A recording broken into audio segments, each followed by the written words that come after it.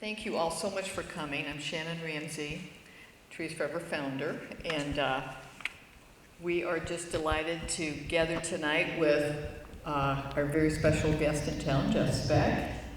And I want to remind everyone that this will be filmed. This is being filmed, and we will be posting this presentation within 10 days and push it out to everyone that's, we've had 200 to 400 people on our Zoom meetings, our Zoom ReLeaf meetings. So really a lot of enthusiasm. I'm guessing our attendance tonight is a little low thanks to all the different things going on, including COVID. But we do appreciate you all coming out. And I'd like to just ask, well, many of you are here involved in one way or another, whether it's with whether it's staff, city, or Trees Forever, but also some of our advisory members, steering committee members are here. So thank you all so much for the role you play in helping us put together the plan, providing feedback, and helping raise funds. I want to remind everyone this plan is for everyone. It's not just a public property plan, it's for all citizens. We lost 669,000 trees on public and private property in Cedar Rapids alone. And for those of you who go out to Beaver Park or some of the areas, I hear a lot of people talk about, I lost 80 trees, I lost 70 trees. I mean, it was huge numbers. So it's been a huge loss. And I know going forward, I am so thrilled that we've been able to work with the city of Cedar Rapids, and I want to thank Jeff Pomerantz for his vision, and the city council and staff, everyone working together in partnership to create this plan that will guide us for 10 years or more. We're planting for the future. We're planting the legacy, because we all know trees matter. Trees matter to us. They're going to matter to our grandchildren, future generations. So thank you for the role you're playing. With that, I want to bring Jeff Pomerantz up. Jeff will have a few words for us and then introduce our planning team. After all that, I better say something inspirational, I guess. Hi, I'm Jeff Pomerantz. I'm City Manager of Cedar Rapids. Appreciate those that are here today, and we also know that this is going to be available to our entire community as well via the internet. So thank you again. August 10th was a very, very difficult day in the history of the city of Cedar Rapids.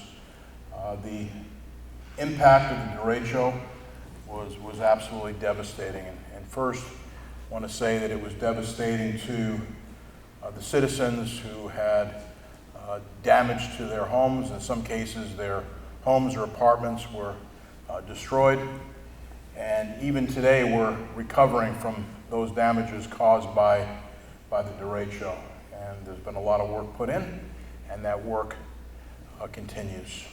So our heart goes out to those citizens of Cedar Rapids that felt that very, very direct impact on their life and their property. In addition, Shannon talks a lot about the value of trees and the importance of trees in a community. And Cedar Rapids has benefited from an absolutely beautiful, productive tree canopy. We've been a Tree City USA for many, many decades.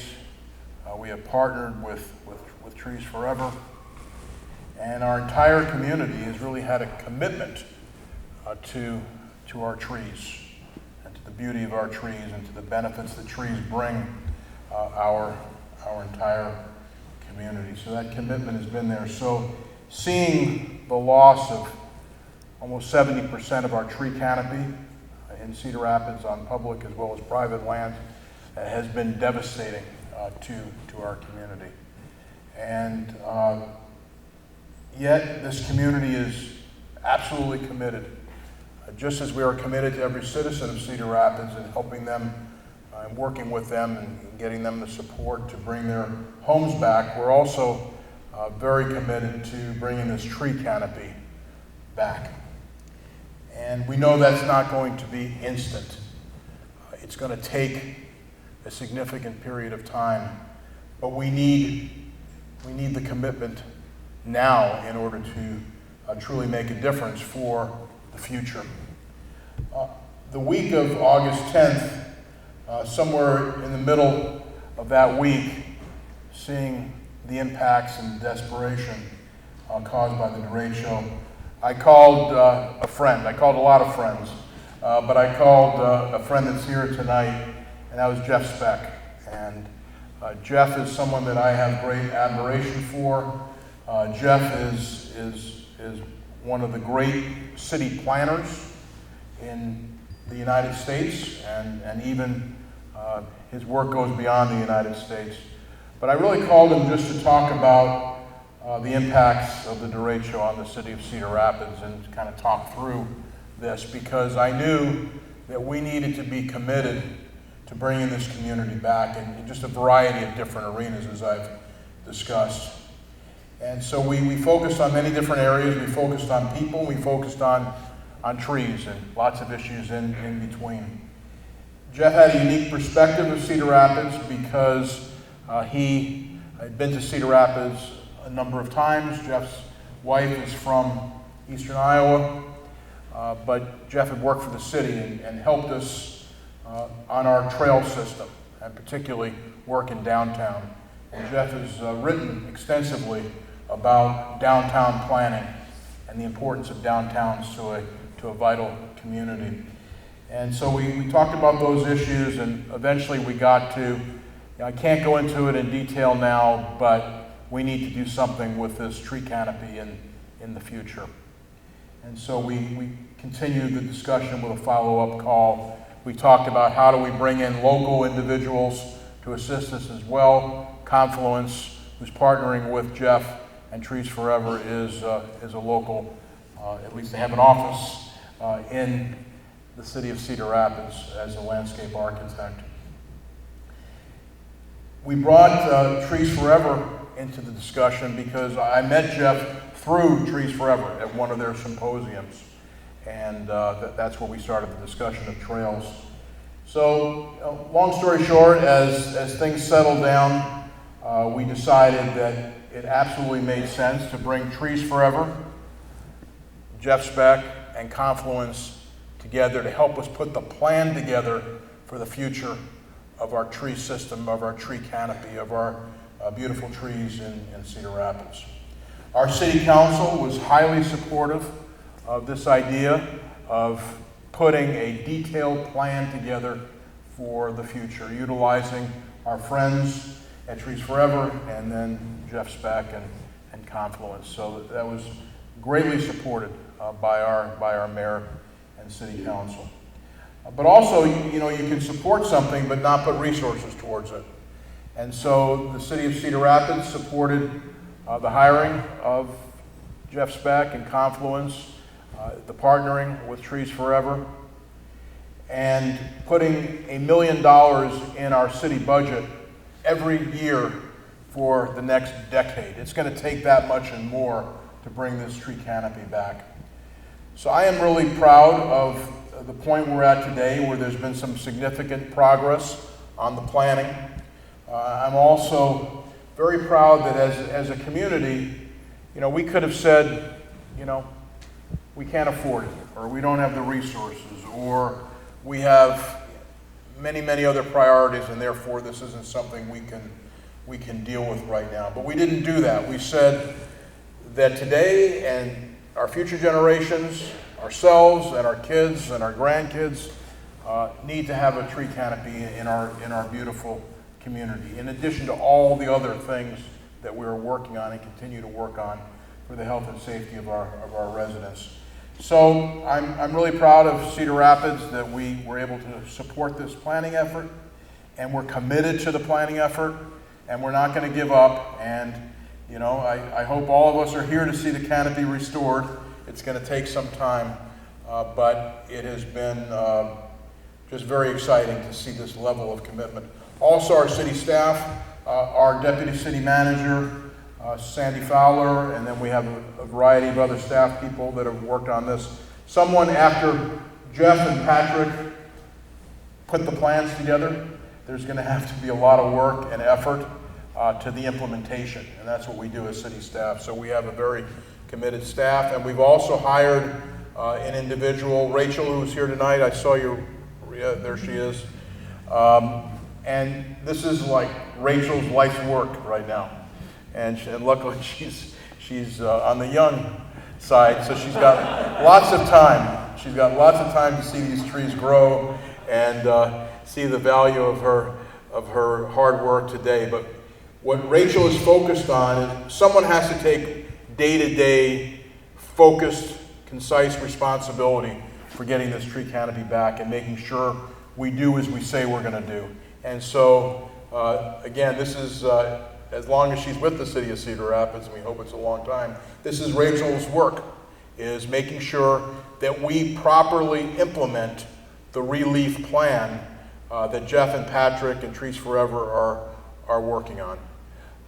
So with that, it is my great pleasure to introduce Jeff Speck, and I think you'll enjoy what Jeff has to say because, again, Jeff is one of the premier city planners in America. Jeff, thank you so much. Hi, everybody. Really, thank you for coming. I'm realizing this is the first public presentation I've given in America in the last 16 months. I did one last month in Paris, and this is my first one in the US, and it makes sense that it is because this is the project that's captured most of my time and attention really over the last 6 months or more. Jeff, thank you for coming, and thank you for inviting me to work on this plan. I think he heard that. But it was a real honor. It was a little daunting at first to be asked because as you said, I'm a city planner. I'm not a landscape architect. I really love landscape architecture and I love trees, and I think my experience as a city planner has caused me to love trees more and more every year. And every year, the more I learn about cities, the more I value the role that trees play in cities. It's incredibly fortunate that Trees Forever is located here in Iowa and focused in Cedar Rapids. You may not know this because you're from here, but it isn't like every city has an organization like Trees Forever. I mean, I've never worked in another city that has an organization like Trees Forever. It's very unusual. And when I first met Trees Forever through Joanne and others at the symposium a decade or so ago that I was invited to, it really struck me that they're not just a tree organization, they're actually a regional planning organization, whether they know it or not. And the work that they do is planning, oh, I'm glad you're back, is planning, I didn't walk out, Jeff, I lost my mask. Okay, yeah, there's one here, that was probably it. Is at the planning scale, but now we can really focus on the trees, and we really need them to focus on the trees. If you think about Cedar Rapids, it's a city that's named after a tree. There's a tree in its logo. It was called the Emerald City historically, and it's a Tree City USA, and it's known for its tree canopy. So, and no doubt that's in part due to Trees Forever's work here, but this is a place where trees really mattered before the derecho, and it's been a bit of a rough day for me today because I've only participated in this virtually. I saw lots of pictures that were very upsetting. When I lose one tree in my neighborhood, a big one, that upsets me. And the tour today, I'd seen the pictures, but I hadn't seen it in person. And it's one thing to be on a street and just say, okay, there's not many trees on this street, and then to hear that it was once completely shaded with canopy, right? And then you go to certain places like Foxwood, and you still see the trees laying down on each other. And I mean, there were a lot of locations like that. What's the one on the top of the hill that's it's just a private property, but it's gigantic. Does it have a name? Off of East Post Road. Yeah, off of East Post Road. Just to see the devastation that I know from the images was what the whole city was like immediately after the storm. And just to imagine, the emotional, beating that you all took when you experienced that. I only got a touch of it today, but it makes me even more committed to this effort. I mentioned I wasn't a landscape architect. The first thing I did when I was asked to participate was to find what everyone told me was the best landscape architecture firm in the area. If there's someone here from another one, please forgive me. But it was very clear that I should team up with Confluence. And you'll be hearing from Patrick. Denise, can you wave and turn around and just say hi? Denise Hurt with Patrick Alvord has been the core team, and they have a larger staff that's supporting us. But they've been fantastic to work with. And then Rachel, I'm so glad that you arrived. You know, I've worked on a lot of master plans for cities, a lot of downtown master plans. And the one thing I always say when the plan is finishing up, I say, I'll know you're serious about this plan when you hire someone who wakes up every morning and says, what can I do to implement the plan? Because that's their job. And that doesn't happen all that often. In this case, it's already happened before the plan is complete, which is absolutely ideal.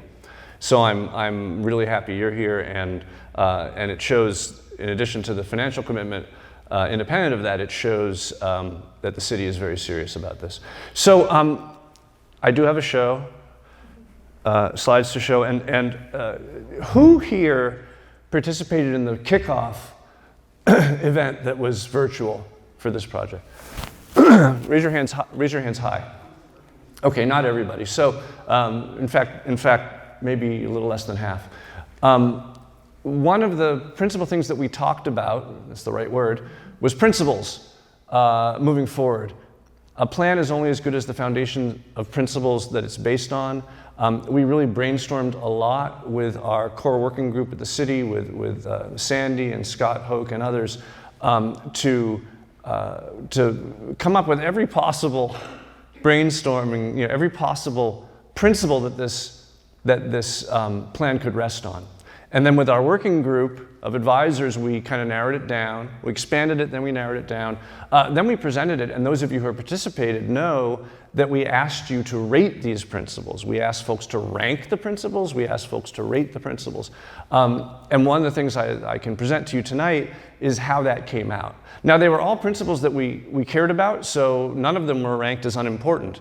But they, on the scale of somewhat important to very important, running from 3 to 5, there was a very interesting way that they fell out, and I'm going to represent them to you, and forgive me those of you who've heard them before, but just very quickly represent them to you. I'm going to stand over here.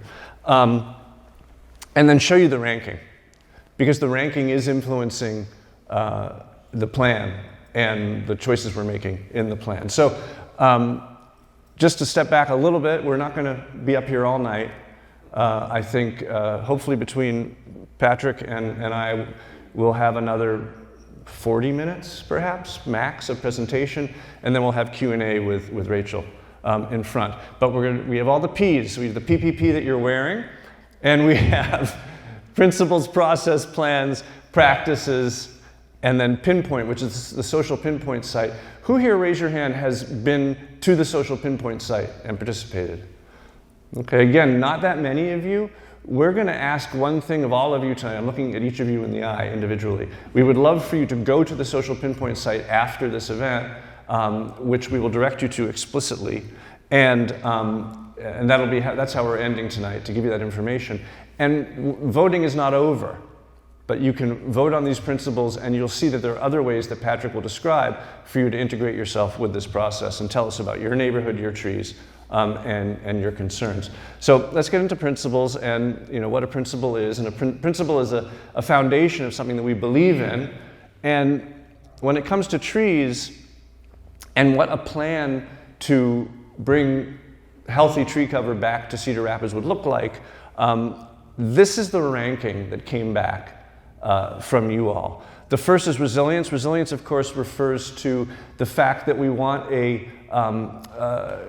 collection of trees moving into the future that will be stronger against things like the derecho, of course, strong against blight, and anything else that could cause these great efforts that we're investing all this money in to not last as long as trees can last.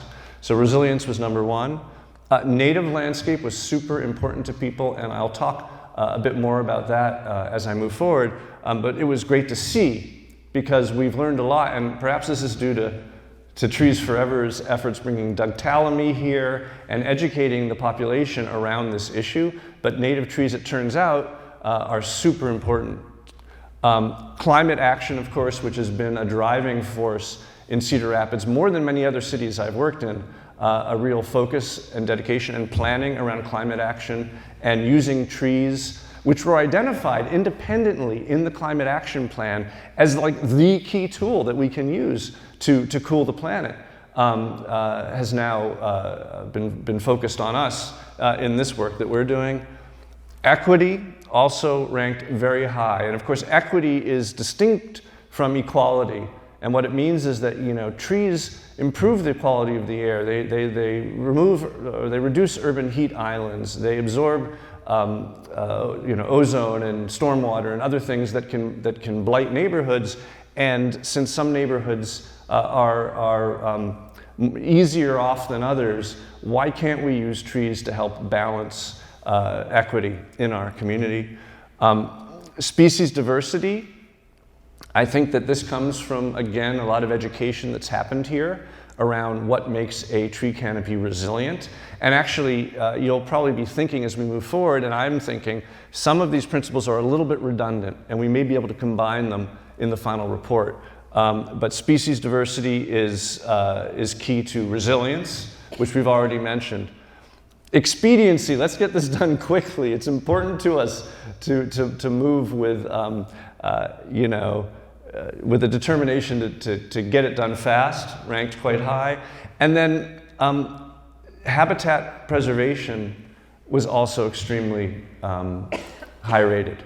Understanding that and I'll be talking more about this tonight, that in fact having trees that feed our critters is essential to us remaining on this planet as a species.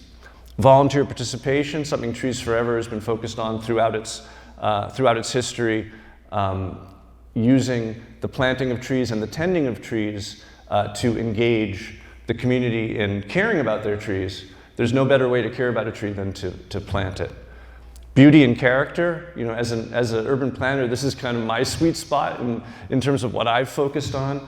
The way that we can use trees not just to make neighborhoods delightful and visually pleasing, but to be different from each other, to have character that makes them distinct.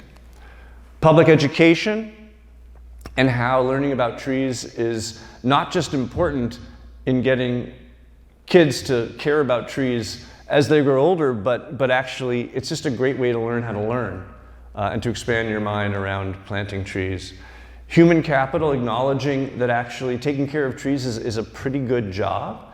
In many communities it pays quite well, and that we have neighbors who would benefit from learning this work, developing this skill, applying it in our community.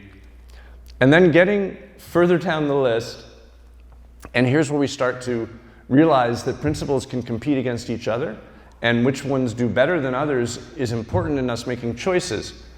Historically in Cedar Rapids, unlike almost anywhere I've worked, residents were allowed to pick what street tree goes in front of their house. And certainly that's a nice thing to do, to be able to do. On most streets in Cedar Rapids, that doesn't have much impact, because most streets in Cedar Rapids have a variety of trees. But there's some streets in which there's a consistent species that gives that street character, in which case homeowner choice bumps up against that. So I think we acknowledge that homeowner choice has value, but that actually also in terms of picking native species over non-native species and ensuring that we have the right diversity, we need to understand that this was the second lowest ranked principle, just above edible landscape. Now, we know trees can help feed us, they can help mitigate food deserts in urban areas. The fact that edible landscape was the least popular of these principles doesn't mean that we won't be pushing for edible landscape in the plan. It just means that when it bumps up against other objectives, it's not the favored objective. So here's the ranking.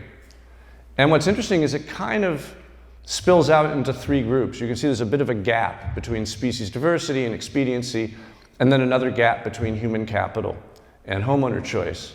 And so we can say that resilience, native landscape, climate action, equity, and species diversity are the hallmark principles that are driving this plan, but certainly expediency, habitat preservation, volunteer participation, beauty and character, public education, human capital are still important. And then homeowner choice and edible landscape probably will not be mentioned in the foundational principles at the beginning of the report if these rankings stay the way they are through the next remainder of the voting. That doesn't mean that they won't be present in the recommendations that we make. So that's the overview of our principal work, and I'm going to be talking more in a bit about best practices, but I wanted to hand it over to Patrick, and he's going to tell you a little bit about how the plan is proceeding, and show you some drawings that some of you, or photos that some of you may have already seen, but that are, I'd say, a bit inspirational in terms of how we can build back specifically the parks, which we've already started to plan. So, Patrick. Oh, and I forgot to mention, we received between the social pinpoint site and other surveys, and Rachel going out into neighborhoods and other sources, we received, I think, close to 300 responses, ratings, and rankings. And for a plan of this nature, that's actually not a small number. So we have some confidence in those results. Great. So, as Jeff mentioned, we've been in this planning process for a little bit now. It's approximately 11 months worth of work. We thought that we would get through some of our earlier phases a little bit faster, but we've learned along the way that there's so much information to digest that some of these things have extended. But I will go briefly through the 4 phases of our planning process. Just know that it's our intent to wrap this up middle of November. There will be a really beautiful magazine-type deliverable that we're going to put out in the public that's intended to inspire citizens of Cedar Rapids to get out and plant trees and to do it correctly. That's what we're going to see within the community. Behind the scenes, there'll be a whole host of other information that's more technical and planning-related, budget-related, that the city will use to execute the planning effort over the life of the planting process, which, as Jeff mentioned so kindly, is Rachel's job for the foreseeable future. Phase 1 was really our data collection, inventory, and research, and we thought we were going to wrap this up in March. We're still doing this because there's a lot of good information and data out there. Phase 2 was public engagement and prioritization. Again, we're still in the midst of all of this. As Jeff mentioned, our social pinpoint site has been one of our primary engagement platforms. It is still open and available for input, and we would encourage those of you who haven't engaged with the site to do so, and we'll share the link to that here as we get later into the presentation. As well, the link to that site is also available on the city's forestry site, or ReLeaf site, and Trees Forever has a link to it as well. So there's a number of different avenues in which you can take to get there. Phase 3 is where we draft the plan and begin our review process, and this week for us has really been kind of the kickoff to that, where Jeff has come in, Denise and I and our staff has spent the better part of the week and the remainder of the week focused solely on ReLeaf. And we're sort of bringing our thought leaders and peers into the room with us and talking about all of the things that the plan is going to respond to and make recommendations on. So this is a really important kind of foray into this phase 3 part of the project. And then finally, we'll do the final plan preparation. This is that magazine piece that will go out to the public. We've brought a really good graphic designer who's worked for Better Homes and Gardens and other national publications onto our team to help prepare that document. And so we have a high level of confidence it's going to be beautiful as well as engaging. That will go out into the public in November. And then to coincide with Trees Forever's annual tree symposium, we'll do another public presentation in the early part of December. That, in a nutshell, is the process that we are in the midst of.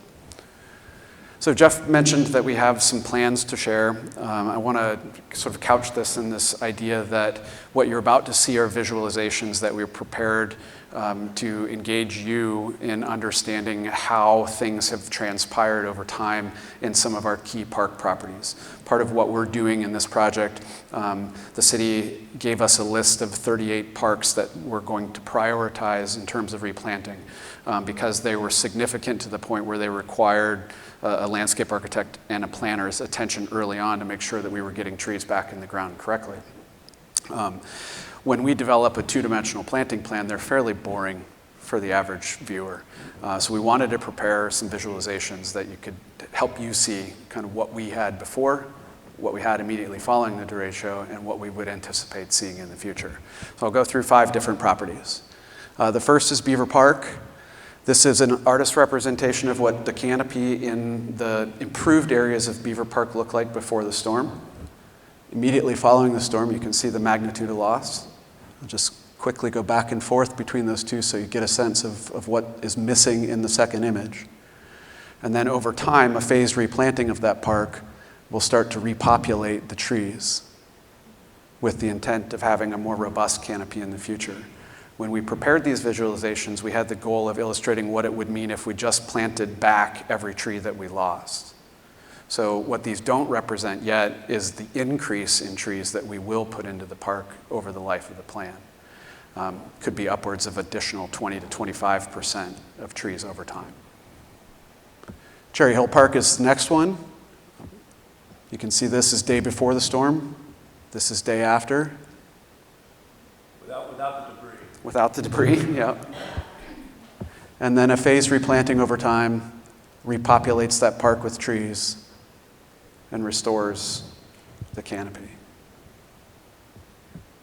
Daniels, and I know Daniels is one that a lot of us have some emotional attachment to and have seen a great deal of loss. This is day before. This is day after. And to some degree, I don't think these images do full justice for the loss because the debris isn't there. That contrast of these grand mature trees, day before standing up and day after laying on the ground is unmistakable. And the phased replanting over time will restore Daniels to its former glory. And imagine that with another 25% trees in there. Jones Park. Jones Park was another one that was hit pretty hard, particularly if you drive along Wilson Avenue up by the Aquatic Center.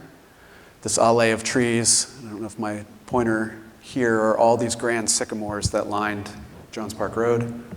The day after the storm, an amazing loss. And we toured it today with Jeff and observed that a lot of the stumps that remain along that road have now sprouted huge bundles of leaves. They're amazing. They're like sycamore bushes. Phased replanting over time. Particularly the alley. Particularly the alley. And back to that former glory. Now, some of you may know that the Jones Park Golf Course is no longer a golf course. Our plan will include phased replanting in the golf course as well. And while this view doesn't show it, we would anticipate there being a significant amount of canopy that starts to build from Prairie Creek back up the hill. Green Square, right outside the window here. This one's pretty amazing in terms of its contrast. And I don't think it's fair that we're looking out into the sunset with the trees that are standing there because the images are stark. This was day before. This was day after. I'm not sure it's fully accurate. But over time, all those new plantings that went in very quickly after the storm, this was actually the first park that we got a call on. A little farther. This is actually the first park that we got a call on and had plants back in the ground within 2 weeks, I think, after the storm because we had trees available to put in. Over time, it will be pretty amazing. All right, with that, I'm going to hand it back to Jeff. I'm going to sit down for a moment. So it would be, well, I wouldn't say it would be easy. It wouldn't be easy at all, but it would be easy enough, I suppose, to just have a plan that tries to replace the trees as they were. But actually, the question, as driven by the principles that I've run through, the question of what tree where will have a huge impact on whether this plan achieves the principles that we share as a community regarding our natural landscape. So in any project I work on, I think a lot of us share this approach, in any project I work on, it's been my practice to, look at conventional practice and ask the question, is conventional practice fully up with current understandings? What we know now in 2021 about best practices for the placement and the planting and the nurturing of trees. And there has been a lot of new intelligence over the last decade, the last year, the last 30 years. The practice of landscape architecture, particularly around urban forestry, has been getting better and better and smarter and smarter. Interestingly, a number of cities now are embarking upon urban forestry plans. So I live in the Boston area. Cambridge, Massachusetts is doing a fantastic urban forestry plan. We've seen good ones in Sacramento and other places.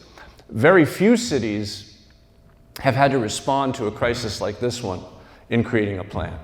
Galveston was hit by a nasty hurricane, a smaller land area and not as big a job, but they did a very good job in planning to replant. And then Calgary had a very bad ice storm not that many years ago. They didn't really create a plan per se like we did, but they reorganized their city policies around their trees. And so we've learned a lot from those efforts. It is fully our goal, and I would say our intention, but also our expectation, because we've dug so deep into best practices, that this plan that we're creating will become a model for the country. I mean, that is we hope it's that good. But what that means is actually some developing understanding around some concepts that are a little bit counterintuitive, and some of which are different from the way urban forestry has been practiced in the past. So I'm going to go super fast, knowing that I have a ton to show you, but I just want you to get a sense of the sort of thinking and the best practices considerations that are going behind this plan. So I'm going to take you through what we're calling City Forestry 101. It's really more like 505.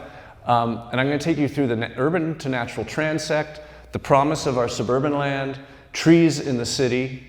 So those are the three categories of my talk, of this part of the talk. So the urban to natural transect is something that we've been using to organize our work as city planners now for starting about 25 years ago. And it's an understanding that actually the built environment, including the natural landscape that we control, is best understood as existing along a continuum from purely natural to completely built. And your location in that continuum, from a pure natural zone to a rural zone that might be farms, through suburban areas to the city core, your location properly determines a whole bunch of decisions that you make about what to put where. And so this is a more modern version of what we call the transect. And the transect has been a key factor in creating urban codes around the construction of cities now for a couple decades. So you can map the landscape across these zones from preserve to reserve, suburban, general, center, and urban core, and then that allows you to make good decisions about what to put where. This is a concept that grew out of ecology and studying, for example, the transect refers to a slice. So you take a really big slice and you go from the ocean up onto the beach and then up into the foothills and the mountains, and you see how every aspect of the landscape changes in nature as you go through these different zones. And historically, even professions, right, have changed as you move through the zones. And when you're designing neighborhoods, and these are drawings that we made a good 20 years ago, whether you're in a suburban zone, I'm not sure if I have a laser here, whether you're in a suburban zone or an urban general zone or an urban center or an urban core, determines all the different aspects of the streetscape. Do you have sidewalks or not? How big are they? And with trees particularly, how orderly are they? Are they more scattered? Are they more in tree pits? Are they lined up in tree boulevards? You can see how it influences your choices, and you can map any city, here New Orleans, Washington, San Francisco, around the transect. And it's a continuum, but it's a continuum that can jump from T5 to T1 immediately, right? You can jump from urban core to rural preserve when you cross Fifth Avenue or Central Park West into Central Park, right? So anything can be organized by the transect. This is Andres Duani, my old mentor and the creator of this concept, at a workshop organizing everyone's shoes. So you can map them. You can map cars and dogs and trees. across the most rural to the most urban areas. So you have the nature preserve, which looks like the left slide, and then reserve, it's managed, but it's still quite natural. Suburban zones, general urban zones, and then urban center and urban core. And this plan needs to acknowledge where you are in the city in terms of the choices that it makes about what trees to plant and how to plant them. Essentially, though, for our purposes, I think we've identified 3 zones.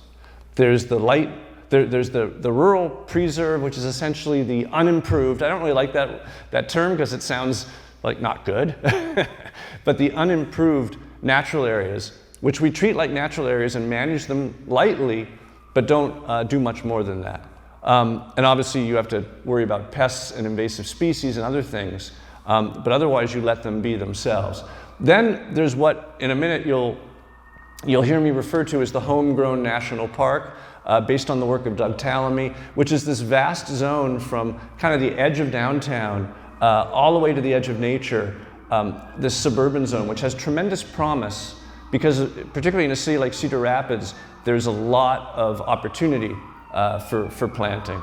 And then finally, the city center, so the core and the central area that we're in, where it's not possible to achieve a homegrown national park, which I'll explain again in a minute, but the idea of creating a ecosystem that's truly going to be supporting the critters on which we depend isn't possible in the city center. And so actually the appropriate strategy is to use trees to make place, not to use trees to make ecosystem. Right? So those are our 3 categories.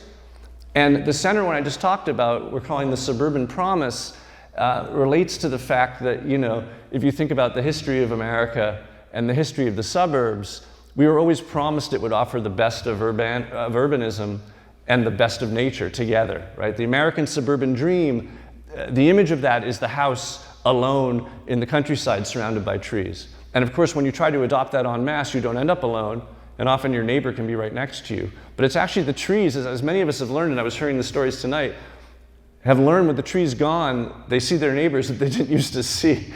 And the Suburban Promise isn't what it was, both in terms of fulfilling the American suburban dream, but also being a foundation for the critters to thrive. Having trees back densely in our suburban areas is a tremendously promising opportunity.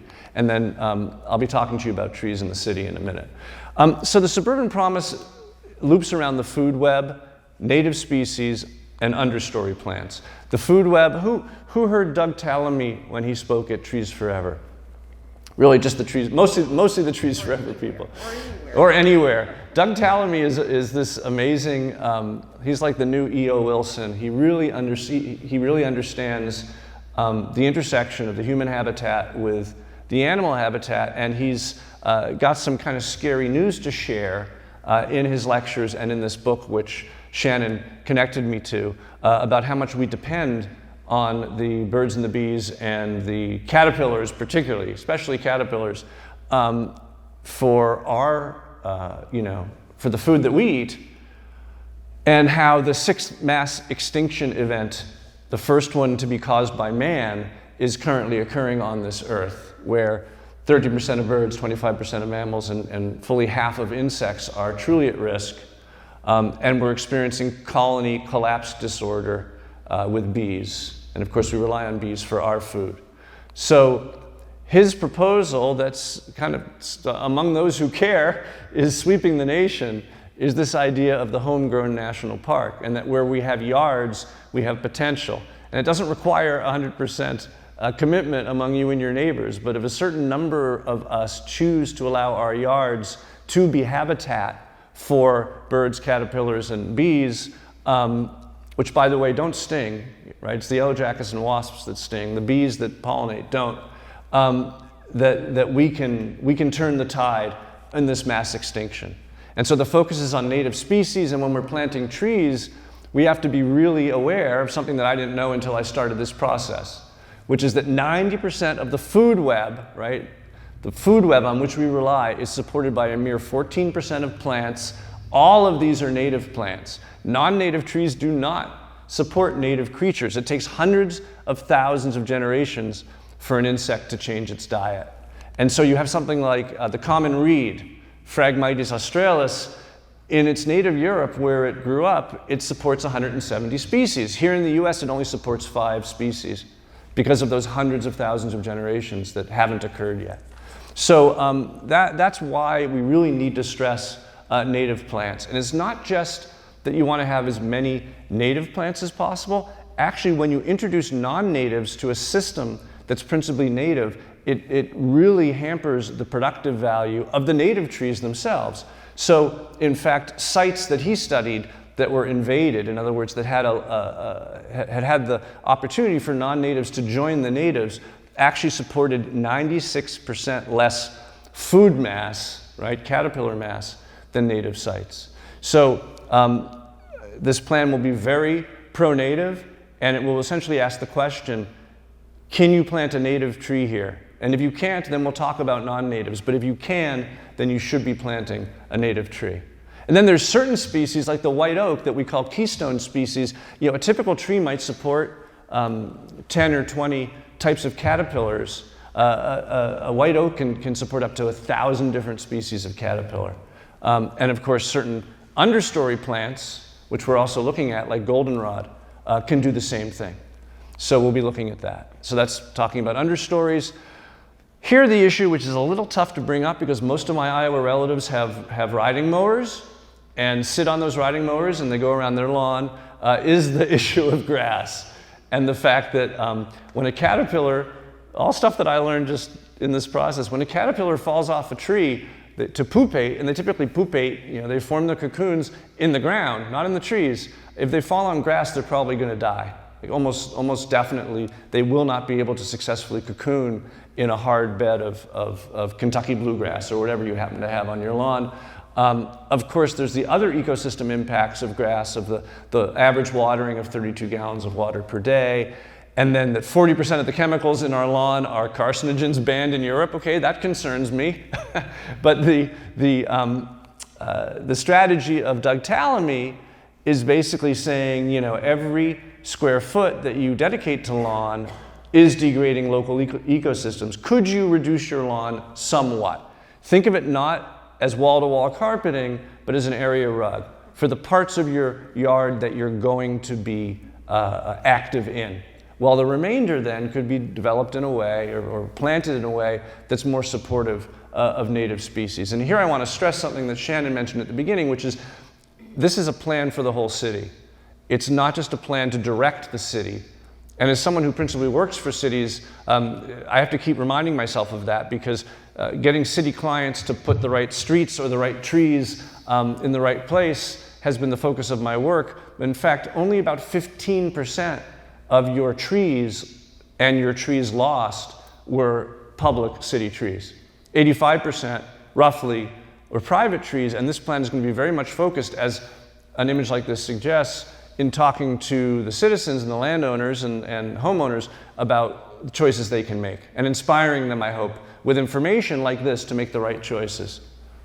Finally, trees in the city, where I kind of have the most fun because it's all about urban design, is a number of concepts that were brought to our attention in the 1990s, kind of counterintuitive understandings of how urban forestry had kind of gotten off track. And that our attention was brought to this issue by Professor Henry Arnold, who's now passed on, who wrote this amazing book called Trees and Urban Design. And he says effectively what we've been getting wrong is density, order, consistency, and scale. I'm going to go through each one of those. Density, you know, the tendency has been in the US in urban forestry to keep trees far apart from each other. And we measure what their wingspan at maturity is, and then we only put them that close to each other in this misapprehension actually that that's better for the tree. But actually, if you look at forests, if you look at dense treed parts of cities, you remember that trees can actually grow very close to each other. They thrive when they're close to each other. They support each other, especially when they're the same species. Trees are most effective and healthy if grown close enough together for the branches to intermingle and create a continuous network as they do in the forest. Genetic evolution favors trees in close groups. How many of you have seen this book? This is like a bestseller. It's a really fun read by Peter Wohlleben, who's a German forester who manages a huge bunch of beeches in Germany. But he talks about what makes trees happy and how they work, and makes the point for trees of the same species, it's actually not possible for them to be too close to each other. Quite the opposite. Huddling together is desirable, and trunks are often spaced no more than 3 feet apart. That's how you make the most productive forest. Doug Tallamy weighed on this as well, and I think this is key to our understanding, is that we have planted large isolated specimen trees ready. This is before the derecho. And he actually mentions the word derecho, which was the first time I saw it, in his book. And he says, we've planted these specimen trees ready to blow over nearly everywhere. If we change our goal from creating majestic specimen trees to picturesque groves of trees, the interlocking effect of root matrices will be the strongest. And this is the American image of the perfect tree standing alone, which is, of course is a sitting duck in a storm. That's point one. Point two, order is made up of spatial definition and rhythm. As a planner, I've been showing this diagram for many years about how you can't have a place unless you have a space.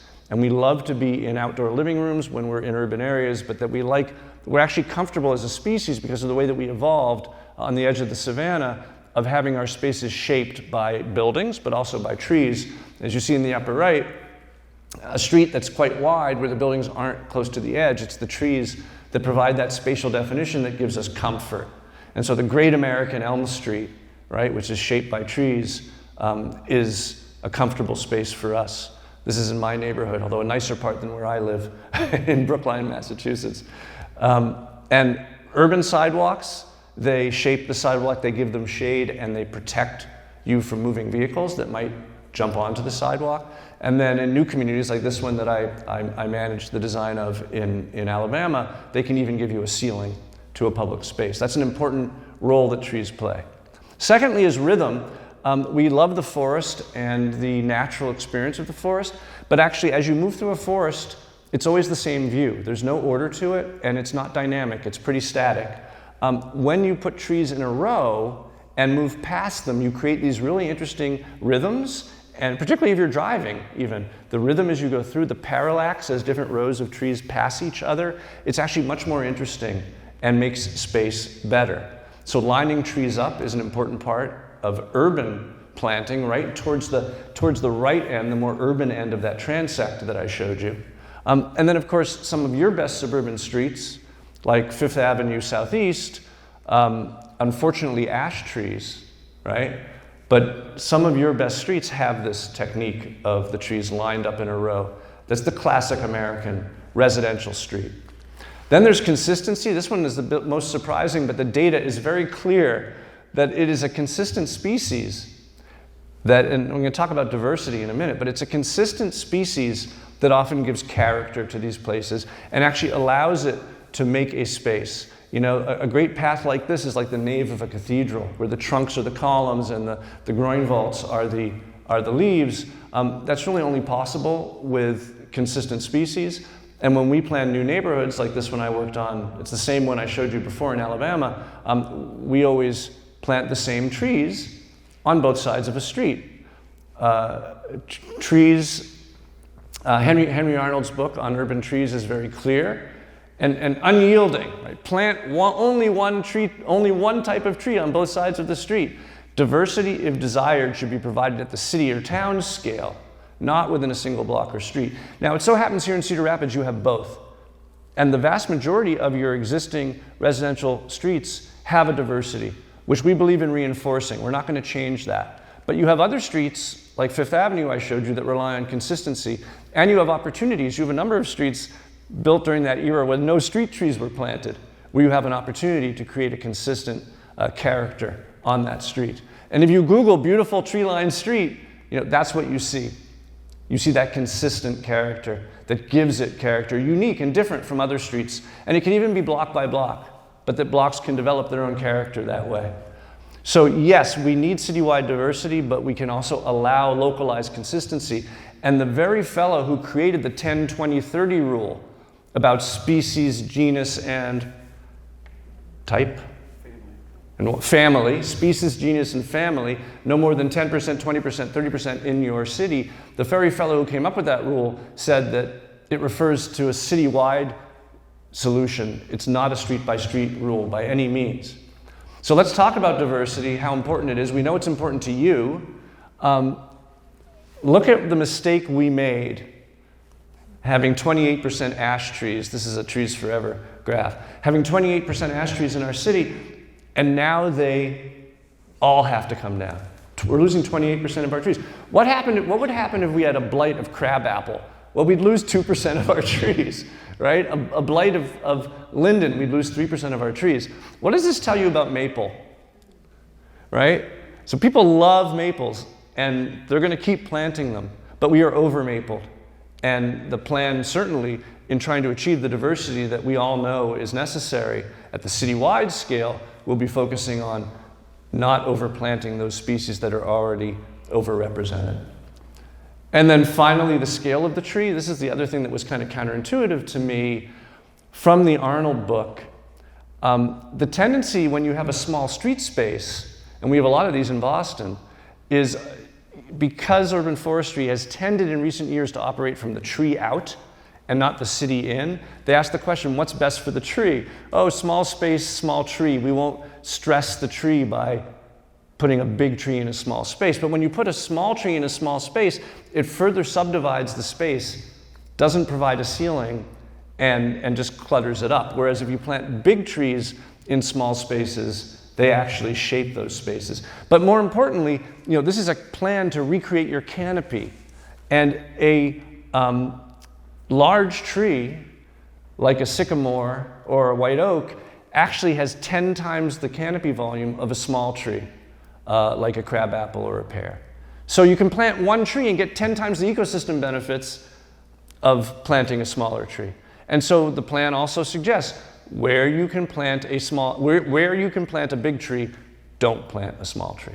Obviously, there's places where you have to plant a small tree, like under a power line, right? But we're going to push, and obviously, people will make choices with what they want on their lot. If they want a small flowering tree, we welcome that. But the plan will just remind us that the bigger trees have a much bigger impact. And that's that comparison. So that's all I wanted to tell you. I hope I didn't take too long. But these are some, and most really, of the best practices, evolution, concepts that are going to be underlying the plan that are already influencing the choices we're making, and that you'll see manifested in the document. So with that, I'm going to allow Patrick to close and talk about our social pinpoint site. All right, I'm not going to take too long here. We mentioned earlier that one of our principal engagement opportunities has been our social pinpoint website. And when we do, under pre-COVID conditions, when we did public engagement, it was meetings like this, it was dots on boards, and we were grateful when we got 80 to 100 people to attend an event, even if it was a citywide project. So the numbers I'm going to show you here in a moment, and for those of you who haven't engaged in the site, the URL is on the bottom. Take a photo of it with your phone. Please go there. I know it's a long name, and I apologize for that. We have no control over how it was named, unfortunately, because of the software. Like I said, there are hyperlinks to it in other locations. But when I share the numbers with you in a minute, they're astounding in the number of engagements that we've gotten. And that is both a testament to the availability of the platform, one, but to the importance of this project within the community. So take a photo and go there. There's two principal engagement opportunities on the site as it currently sits. The first is the rating principles, or the guiding principles rating exercise that Jeff mentioned earlier, that we showed kind of where things sit currently in terms of those responses. And the other is this interactive tree mapping tool, which looks something like this as an interface. And what we've done is we've taken a map of the city, and we've provided you with an opportunity to drop a pin or one of these markers on the map. You can zoom in and out and find your property on the map and drop a pin there. And there's principally 4 different types that you can drop. There's a I need a tree, I lost a tree, I planted a tree, and then sort of a general comments pin. And we would invite you to use this interface not once, but more than once at your leisure, and let us know if you have planted trees in your yard, or if you have a favorite place in a park where you'd like to see a tree, or maybe you lost your favorite tree in a park. I've got a friend who has a cemetery has a favorite tree in a cemetery up the hill from City Services building who, 2 weeks after, not even 2 weeks after the storm, texted me and said, my favorite tree is still there. It didn't get lost to the storm. But if you have something like that, let us know about it, because the data that we're collecting on this site is being commingled with all of the other data that we have to build as robust of a data set as we can get to analyze where trees were lost and where trees are needed as the plan moves forward. So it's really important to the overall outcomes. So I mentioned the numbers. 9,297 total visits to the site at the time that I took a screenshot of this, which, again, when you're thinking 85, 100 to 150 responses, generally speaking, is pretty amazing. We've had 2,700 unique users. We've had a number of different stakeholders. We've had survey responses come through on the site. We'd like to see that number of 84 survey responses jump up by at least half the number in the room tonight, because I saw that you didn't raise your hands earlier, that you'd engage the site. So please go there, use the interface. Let us know what you need or what you think, how you feel about the trees in your neighborhood. We're going to keep the engagement site live for another couple of weeks. At some point, we have to close it down and take that information and bring it into the document, but it is there for your use now.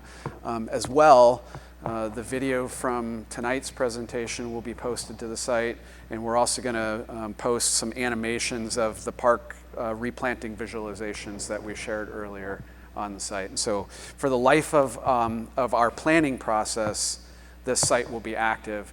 Once the planning project is complete, so at the end of the year, the site will be taken down, but some of this information will live on, hopefully through the city's ReLeaf site and through Trees Forever's site. And with that, we thank you, and I think we're going to adjourn to the table for questions, correct? Thank you, Patrick.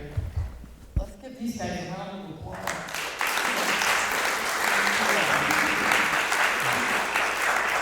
Huge amount of work has gone into the plan.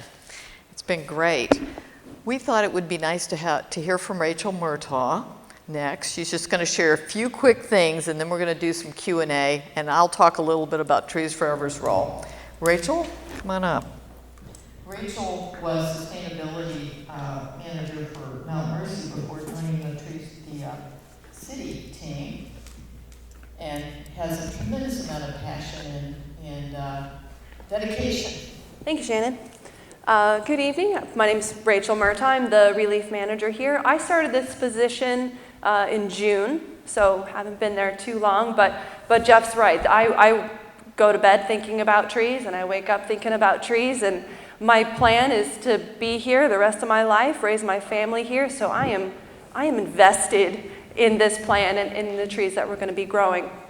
I've been a member of the core planning team since I started, and I'm really thrilled with the progress we've made, and I'm excited to see the plan come to fruition, and so we can really kind of ramp up what we've been doing. But we haven't been waiting for the plan completion to get started with our recovery. Through our partnership with Trees Forever and their Growing Futures program, we're already planting on the right-of-ways, on streets, in front of your homes. Our parks crew has been busy planting and caring for young trees in our parks. We've planted 290 this spring, and we have plans for over 360 more this fall. We're going to be planting those with cooperation with community groups and also volunteer groups as well. So we're very excited about the prospects we have for this fall. We've also seen a really incredible initiative taken by you and your neighbors and other residents in Cedar Rapids. We've had calls of people, they want to know how to plant, what trees to plant. We have people planting in the right-of-way in front of their home. Prior to 2020, we averaged 5 of these right-of-way applications every year. Now to date in 2021, we have approved over 220 of these applications.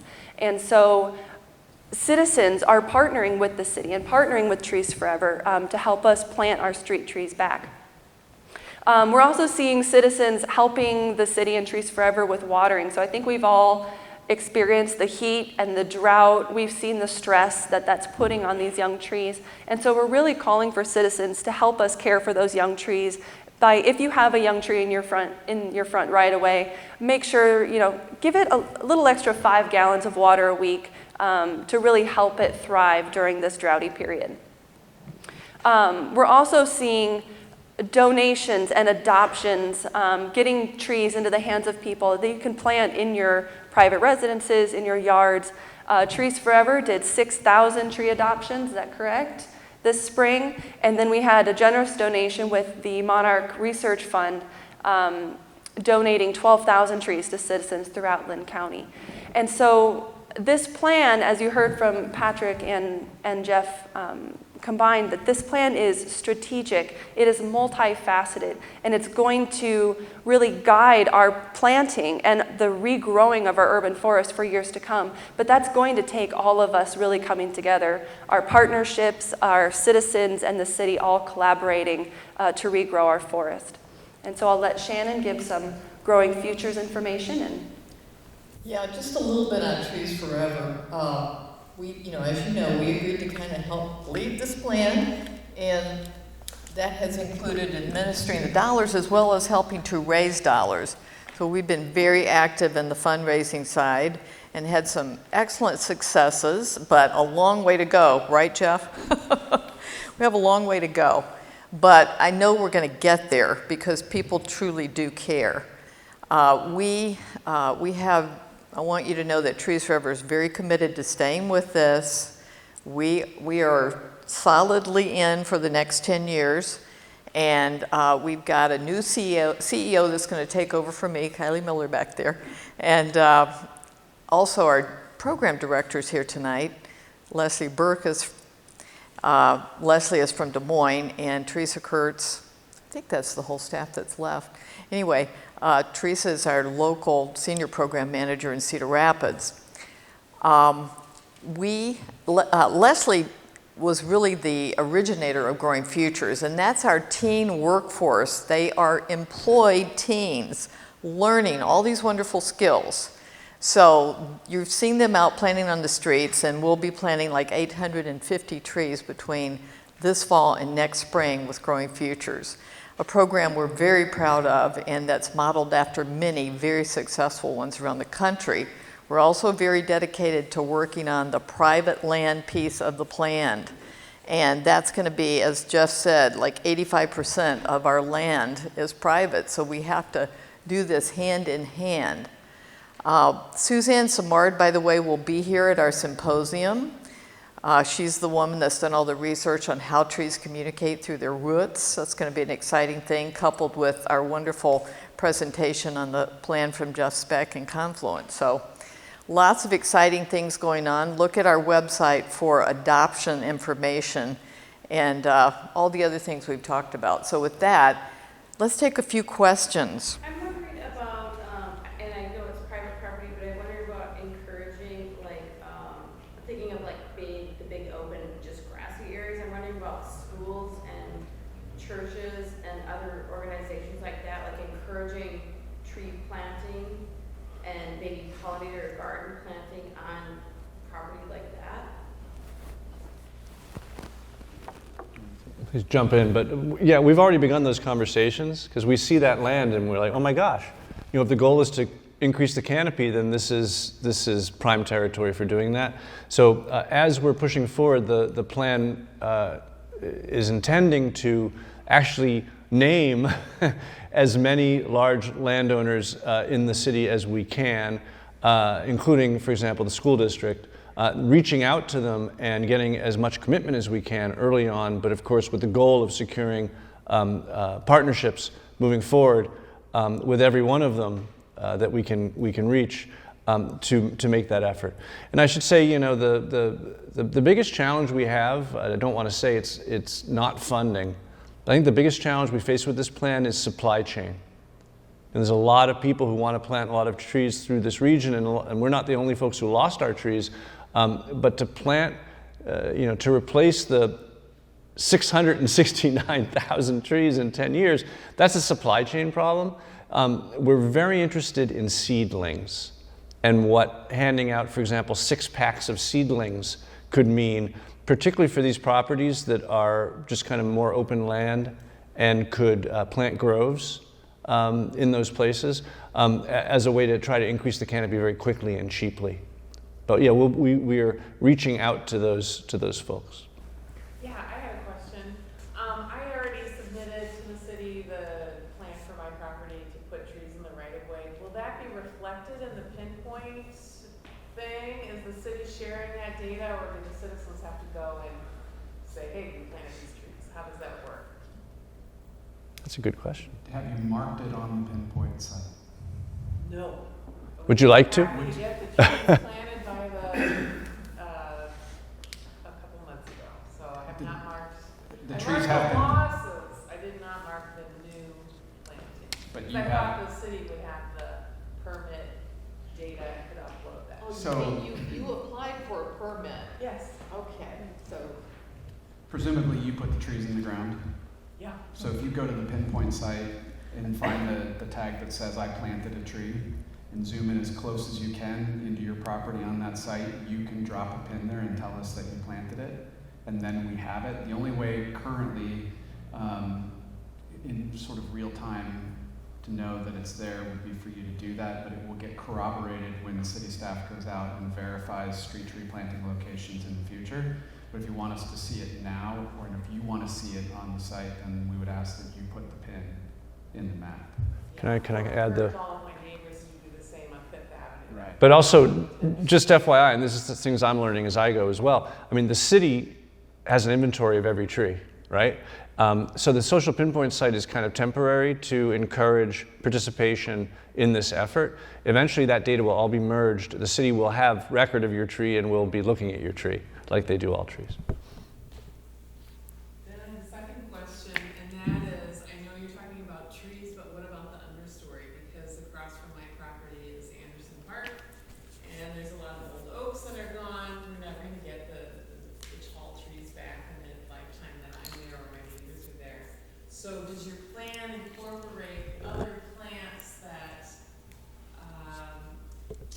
would be considered the understory, and maybe not trees, but there are other native bushes and plants that could be planted in the meantime before we get these 150-year-old oaks back? It's a great question. As you can imagine, there are a number of different avenues that we can drive down, pardon the pun, when we're planning at this scale. And we recognize that the loss of these big trees presents both opportunity and constraint when it comes to that understory plant material. We've heard a number of stories even today about trees that were lost and having to take what was a backyard that was entirely shade plants because of the canopy and pull it out and replant it with sun-tolerant plants because the shade is no longer there. We are focused on, this plan focuses on establishing or reestablishing canopy, but it doesn't fully reject the importance of understory. So one of our principal goals in how we're structuring our recommended planting list and the way that we're replanting and the recommendations that we make associated with that is, Jeff mentioned earlier, is don't plant a small tree when a large tree will do. And I think I said that correctly. That said, we are including in our recommendations a number of native understory trees to be planted in appropriate locations, so right tree, right place. We are also recommending ground cover plantings, principally because we recognize via Talamy's work and our understanding of it that we can't support the food web with trees if we don't also support the trees with ground cover that can sustain those caterpillars when they fall from the tree to pupate, right? If we go down the path of trying to recommend shrubs in appropriate locations, our planting list becomes unburdensome. Is that the word? Overburdened. Overburdensome, right? Incredibly dense. It's not to say that there won't be a few potentially, but it's not the focus because we were trying to establish and reestablish canopy within the plan. But I think we'll be focused on the educational aspects of all that a lot, you know. So looking at how you can restore groves of trees, but also kind of a savanna setting, or, you know, lots of prairie. So there's lots of, I think we may want to do a whole new educational program on, well, we have done backyard forest workshops and seminars for acreage owners, but we're looking at how to build some of that into the plan, because some of it is, you know, it's just learning. Well, Doug Talamy, for example, has a list of 100 species, right, for each state. So those are the kinds of lists, those are the species we want to promote. It doesn't all have to be in the plan, but I think between all the partners involved in this area, like Monarch Zones and Indian Creek Nature Center, you know, we can get the word out and work together with the city. And from your question, you mentioned Anderson Park and what's going to be done with the vegetation that is now no longer covered by these 150-year-old oaks. And in our parks, we've seen a trend of wanting to increase those pollinator areas, increasing native landscaping, decreasing the areas that we mow. And so in areas where we don't see high traffic, that's something we're actively exploring, is marrying these ideas of decreasing mowing, increasing native landscaping, pollinator habitat, and also increasing canopy cover. And so those two things don't have to be mutually exclusive. They're going to be working in tandem with each other. And although it may not be particularly part of this plan, it's going to be working parallel with our plan to do that in the parks too. Let's mow less grass, Dale.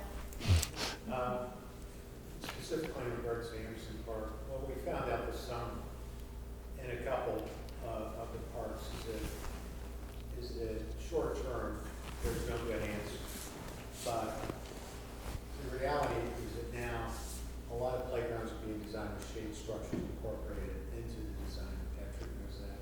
And Anderson is specifically one that we need to think about. But I want to ask you sort of a philosophical question in regards to park maintenance. Sort of that in places like Shaver or in Beaver, where there's significant growth of forest, when trees fall, that cost benefit analysis, do you remove the tree or do you leave it there for more of a natural growth? I get people that want us to pull those out of there right now, and then I get people that want us to keep them there. And so I just would be curious to hear your thoughts on that. So my educational and also my prior career background is ecology and conservation. And so when it comes to these unimproved, and I agree, I don't like that term, when it comes to these more wooded areas, I'm looking at it from as an ecologist might look at it. And my personal view is that if it is not posing a risk, if it is not potentially going to harm someone, my instinct is to leave it lay, because that is habitat. A tree is habitat from the time it sprouts to the time that it becomes soil and completely decomposes. And those types of fallen trees do add texture, and they add different microhabitats for pollinators, for insects, which are at high risk of extinction, for mammals, woodpeckers, bat nurseries, that type of thing. And so my instinct is to let them lay if possible. I see lots of head Talamy shaking talks yes about out there. And I want you guys to know that I see bats flying around out here, so we still have some bats downtown. Good. Yeah, that's great news. Just a quick follow-up. I'm not sure if I understood the statement right. You made some remark about the city has a record of every tree in the city. Is that Every street tree and improved park tree. on the right of way and that sort? Yes. Not necessarily in a private home.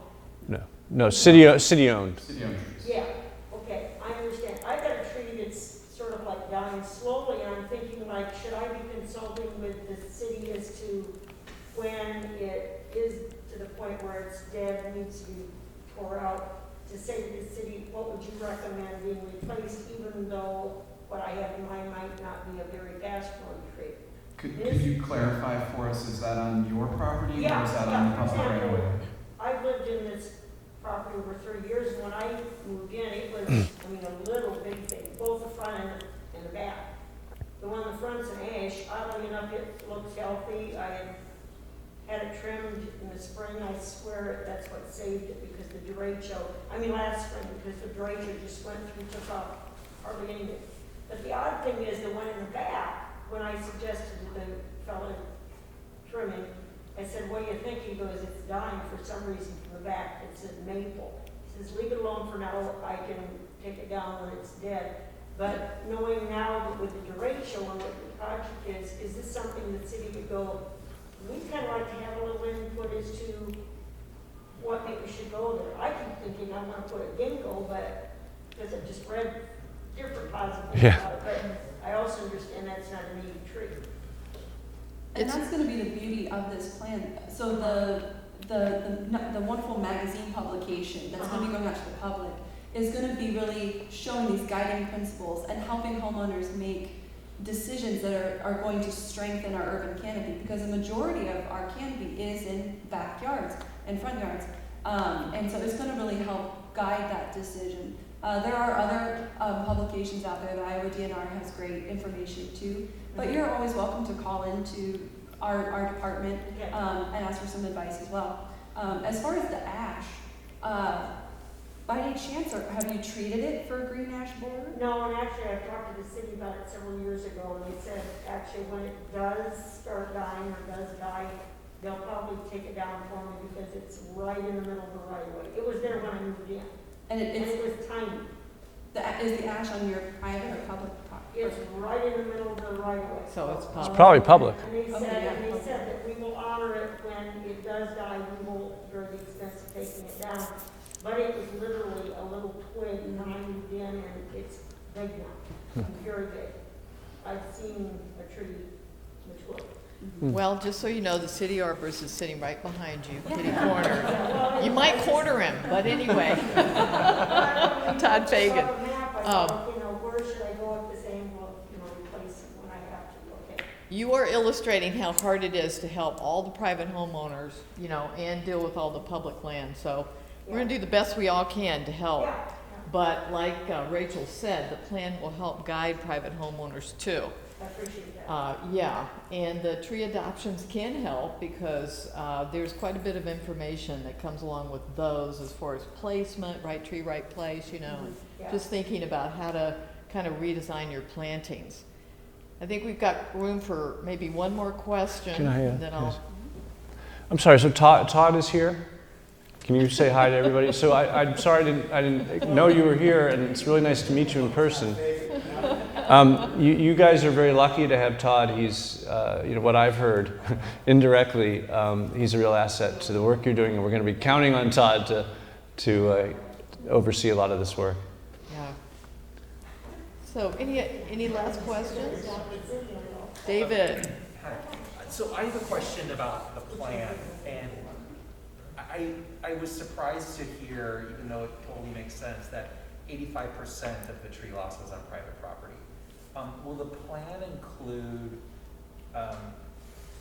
best practices on how to share this information with the community and private homeowners? I know we talked about this brochure, and it reminded me, the city recently put out a brochure about street improvements, and it was this beautiful magazine, and I looked at it and I said, I'm going to read that sometime, and I put it in my mail pile, and eventually it's going to go to the recycling bin. And so I'm just thinking about, so are there proven ways to get this information out to the community? And then also, are there, based upon your experiences, are there best practices where there's financial incentives to landlords or homeowners to not only plant trees, but to care for those trees and to help make sure that our canopy is sustainable? I know that there's been a lot of these tree adoptions in the city, and I also see a lot of trees that haven't made it, right? Because they're planted, and because lack of resources, lack of knowledge, lack of time, they don't survive. So I'm just curious. I know it's kind of a long question and a lot of things thrown in there, but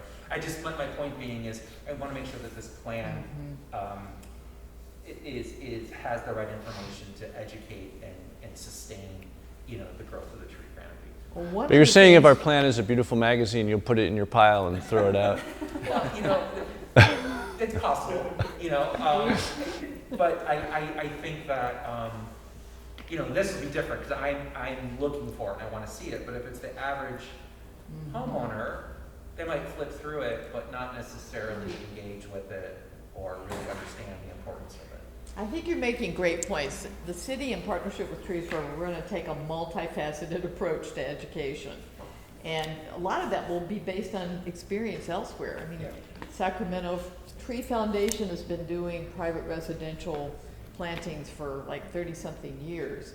We have some in Iowa that have been going a long time, some that Trees Forever's been involved with, but we're looking at what models work, the best type of follow-up, best kind of education. So David, you could weigh in there and become a tree keeper. You know, Trees Forever has how many tree keepers do we have here tonight? You are a tree keeper. Okay, we got a bunch. Nice. So, you know, you are sort of the front line of planting and care experts. And we're gonna need a lot of those folks to lead the volunteers. It's gonna take an army, so recruit your neighbors. I think, you know, we wanna see some goals for tree keepers with employee groups, neighborhood associations. We're gonna need a lot of highly trained volunteers to help other volunteers and to also do the education work.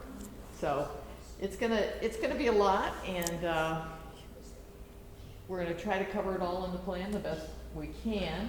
With that, I wanna thank you guys so much for coming. We'll be here, so come up and chit chat or ask questions of city staff or Trees Forever. And with that, we hope to see you at an upcoming tree adoption educational event, symposium in December, and at a tree keeper training. How about that? Thank you guys. Round of applause.